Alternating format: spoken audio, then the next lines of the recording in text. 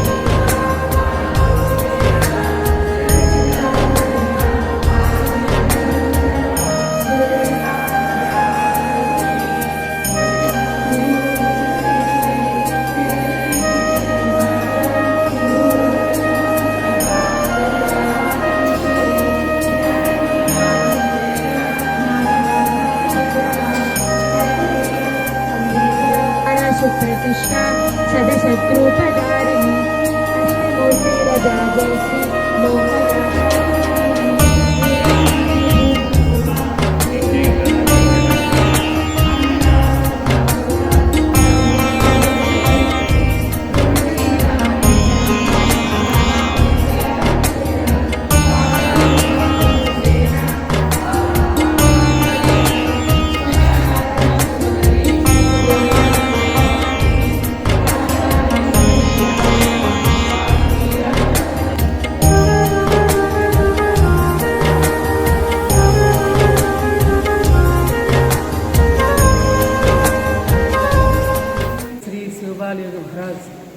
जय श्री शिवबाल योगींद्र परब्रह्मणाय ఒక్క నిమిషం అమ్మ ఇది అనకండి నేను మాట చెప్తున్నాను శ్రీ శ్రీ శ్రీ శివబాల యోగీంద్ర పరబ్రహ్మణాయ నమః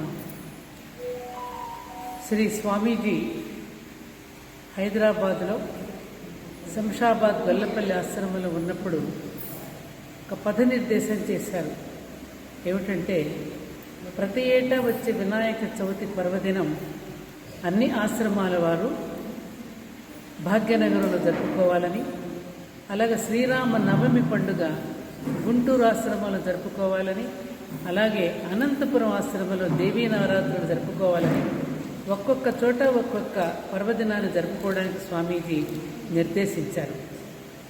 చాలా సంతోషించాల్సినటువంటి విషయం ఏమిటంటే ప్రతి ఏటా బెంగళూరు నుండి స్వామీజీ భక్తులందరూ వినాయక చవితికి ముందుగా వచ్చేటటువంటి రోజు వచ్చి ముందుగా అమ్మవారికి గౌరీ పూజ చేసి, అంటే పార్వతీదేవికి పూజ చేసిన తర్వాతనే వినాయకుడికి పూజ చేస్తారు. ఆ సందర్భంగా బెంగళూరు నుంచి అనేక మంది భక్తులు మన ధర్మపురక్షేత్రంలో కొలువుతీరుడు ధ్యాన మందిరానికి ఇచ్చేసి ఈరోజు సాయంకాలం అత్యద్భుతంగా అమ్మవారిని అలంకరించి, అలాగే గణపతిని కూడా చాలా అద్భుతంగా అలంకరించి ఈరోజు పూజలు, భజనలు, లలితా సహస్రనామ పారాయణలు, గౌరీ పూజ ఇవన్నీ కూడా చక్కగా చేసుకోవడం జరిగింది. ఇది చాలా సందర్భం చాలా బాగుంది. ఏ అమ్మవారు అయితే తను స్నానం చేస్తూ గణపతిని కాపలా పెట్టి నలుగు పిండితో తయారు చేసి ప్రాణం పోసిన గౌరీదేవికి ముందుగా పూజ చేయడం అనేటటువంటిది చాలా అద్భుతమైనటువంటి అనుభూతిని కలిగించింది మనందరికీ. వారందరికీ కూడా మన ధర్మపురి పక్షాన శతకోటి అభినందనలు, శుభాకాంక్షలు.